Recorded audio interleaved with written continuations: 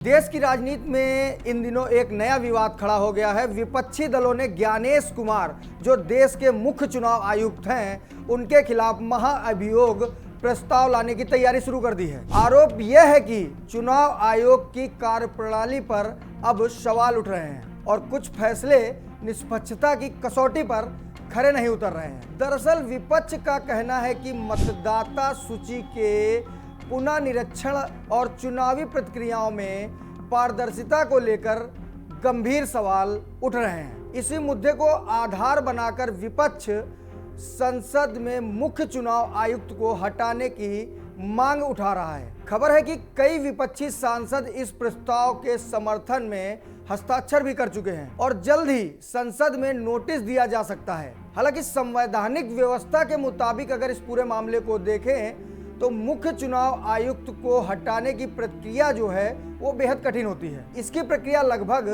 Chief justice of India या फिर supreme court के जज को हटाने जैसी ही होती है। यानी संसद के दोनों सदनों में विशेष बहुमत से प्रस्ताव पास होना बहुत जरूरी होता है।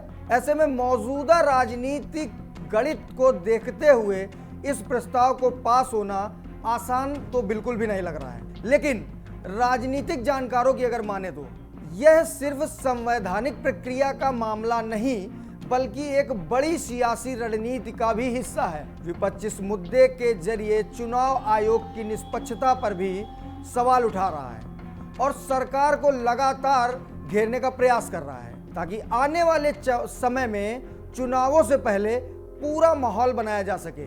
दूसरी ओर सत्ताधारी दल इस पूरे मामले को विपक्ष की राजनीतिक हताशा बता रहा है। सरकार के समर्थन में नेताओं का कहना है कि चुनाव आयोग एक स्वतंत्र और संवैधानिक व्यवस्था है और विपक्ष अपनी हार की आशंका में पहले से ही माहौल बनाने की कोशिश कर रहा है। यानी साफ है कि मुख्य चुनाव आयुक्त के खिलाफ महाअभियोग की चर्चा सिर्फ एक संवैधानिक प्रक्रिया नहीं बल्कि आने वाले चुनावों की राजनीति की गहराई से भी जुड़ी हुई है। संसद में प्रस्ताव आता है या नहीं, अगर आता है तो उस पर क्या रुख बनता है, यह आने वाले दिनों में देश की राजनीति की दिशा तय करने वाला मुद्दा भी बन सकता है।